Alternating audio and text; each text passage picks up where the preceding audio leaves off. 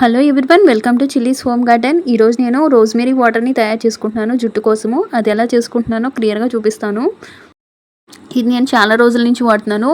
మంచి రిజల్ట్ ఉంది. Hair fall control అయింది చాలా వరకు.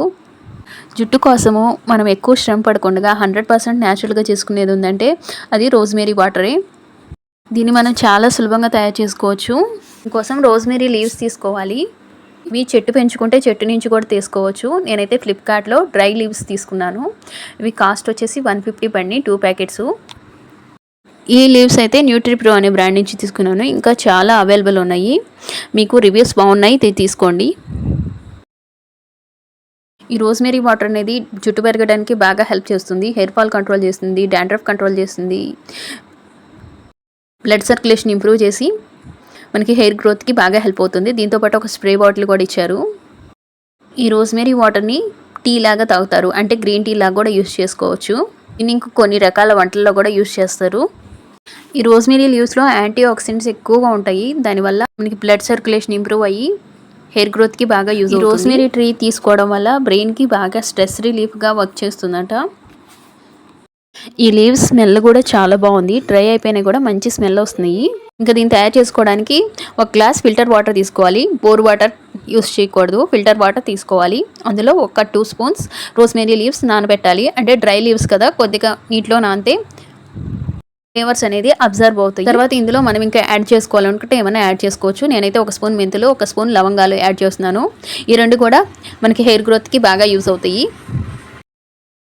ఇప్పుడు దీన్ని నేను ఈవినింగ్ తయారు చేసుకున్నాను. రేపు మార్నింగ్ వరకు అలా మూత పెట్టేసి ఉంచాలి. నెక్స్ట్ డేకి ఇది కలర్ చేంజ్ అయిపోయినాయి. వాటర్లో లీవ్స్ బాగా అబ్జర్వ్ అయ్యి కలర్ చేంజ్ అయింది.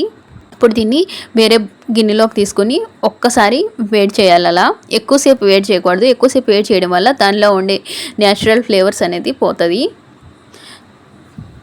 దీన్ని స్టవ్ ఆన్ చేసి ఇలా ఒక్క పొంగు వచ్చిన వరకు వేడి చేసుకోవాలి. ఇలా పొంగుతున్నప్పుడు ఫ్లేమ్ ఆఫ్ చేసి దాన్ని చల్లారిందాక వెయిట్ చేద్దాము. నెక్స్ట్ వెంటనే చల్లారంగానే ఇంకో దాంట్లోకి ట్రాన్స్ఫర్ చేసుకుందాము. ఈ వేస్ట్ని ఇంకా మనకి యూస్ చేసుకోలేము, పడేయడమే.